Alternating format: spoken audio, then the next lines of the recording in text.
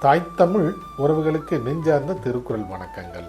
நான் உங்கள் அன்பு தோழன் பா மூவேந்திர பாண்டியன். இன்று நாம் திருக்குறளில் இன்பத்துப்பாலில் 113வது அதிகாரமாக உள்ள காதற் சிறப்பு உரைத்தல் என்ற அதிகார தலைப்பின் கீழ் அமையப்பெற்றுள்ள 1123வது திருக்குறளை பற்றி அறியப் போகின்றோம்.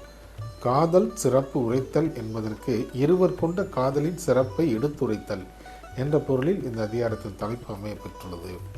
இப்பொழுது நாம் 1123வது திருக்குறளுக்கு செல்வோம்.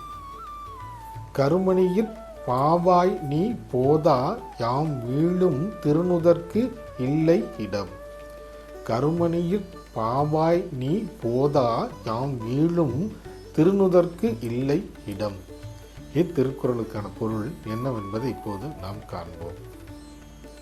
என் கண்ணிற் கருமணிக்குள் இருக்கும் பாவையே நீ போவாயாக.